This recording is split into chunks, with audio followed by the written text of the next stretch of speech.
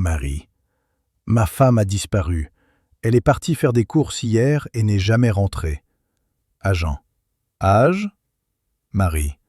Je ne suis pas sûr. Autour de 40 ans. On ne fête pas vraiment les anniversaires. Agent. Taille? Marie. Peut-être un peu plus d'1,50 m. Agent. Poids? Marie. Aucune idée. Pas maigre, pas lourde, quelque part entre les deux. Agent. Couleur des yeux? Marie. Je pense marron. Agent. Couleur des cheveux? Marie. Ça change plusieurs fois par an, probablement brun foncé en ce moment. Je ne me souviens plus vraiment. Agent. Que portait-elle? Marie. Ça aurait pu être un pantalon, peut-être une jupe ou un short. Honnêtement, je ne suis pas sûr. Agent. Quel véhicule conduisait-elle? Marie. Elle a pris ma moto. Agent. Quelle sorte de moto? Marie. Une Harley-Davidson Road Glide 2018, finition rouge cerise twistée, guidon Ape Hanger de 14 pouces, amélioration Stage 2, peau Fishtail Vance Hines, pare-brise Clockworks, repose-pied JP Cycles, repose-pied autoroute, barre de protection. Il se mit à transpirer et à respirer fort. Agent. Relaxez-vous, monsieur. Ne vous inquiétez pas. Nous allons retrouver votre moto.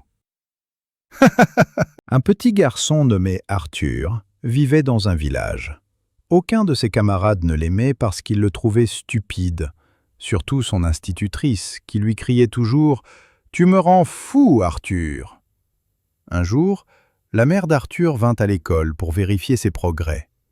L'institutrice lui dit carrément que son fils était un désastre, avait toujours de très mauvaises notes, était espiègle et le garçon le plus irrespectueux qu'elle ait jamais enseigné. Choquée, la mère retira Arthur de l'école et déménagea même dans une autre ville. 25 ans plus tard, la même institutrice fut diagnostiquée avec une maladie cardiaque incurable. Les médecins lui dirent qu'un seul chirurgien pouvait réaliser l'opération qui lui sauverait la vie. Sans autre choix, elle accepta l'opération. L'opération fut un succès. Quand elle ouvrit les yeux, elle vit un beau médecin lui souriant. Elle essaya de le remercier, mais ne put parler. Son visage devint bleu. Elle leva la main pour signaler quelque chose. Puis soudainement, elle mourut.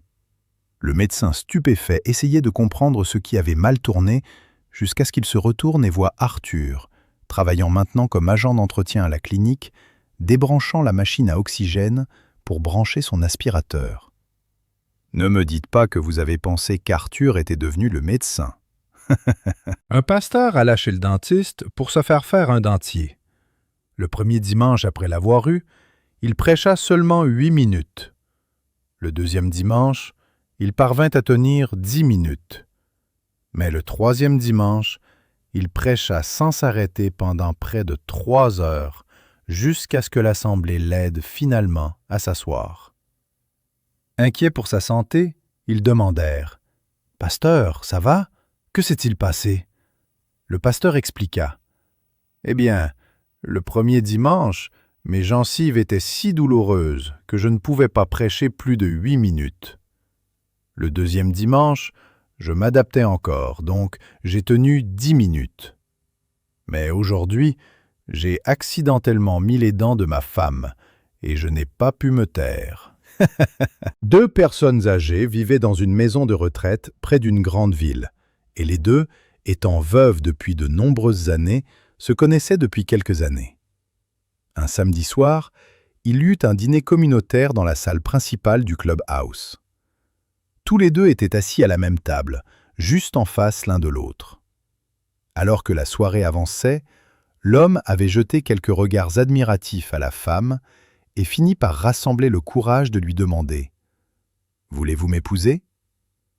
Après peut-être 10 secondes de réflexion, elle répondit « Oui, oui, bien sûr que je le veux. » Après le dîner et un peu de danse, la soirée touchait à sa fin, et après quelques échanges agréables entre deux, Ils finirent par sortir et rejoindre leurs chambres respectives. Le lendemain, quand il se réveilla, il était quelque peu troublé par la nuit précédente. Avait-elle dit oui ou non quand je lui ai demandé de m'épouser? Malgré tous ses efforts, il n'arrivait vraiment plus à s'en souvenir. Il essayait encore un moment, mais il ne pouvait pas s'en rappeler, pas même un vague souvenir. Après avoir essayé longtemps, il décida qu'il ferait mieux de l'appeler pour le savoir. Alors, il alla au téléphone et l'appela. Après qu'elle eut décroché, il commença directement par lui expliquer qu'il ne se souvenait plus des choses aussi bien qu'avant. Ensuite, il évoqua la belle soirée de la veille, et quand il eut pris un peu plus de courage, il demanda enfin : « Vous souvenez-vous quand je vous ai demandé si vous voudriez m'épouser ? Avez-vous répondu oui ou non ? » Sa réponse le fit sourire jusqu'aux oreilles. « Pourquoi ? J'ai répondu « Oui, oui, je le veux !» et je le pensais vraiment de tout mon cœur. Et puis elle continua. « Et je suis si contente que vous ayez appelé pour me le demander, parce que je ne me souvenais plus du tout qui m'avait demandé en mariage. »